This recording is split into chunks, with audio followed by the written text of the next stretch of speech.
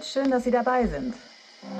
Ladies and gentlemen, the 45th President of the United States and soon to be the 47th President of the United States, please welcome Donald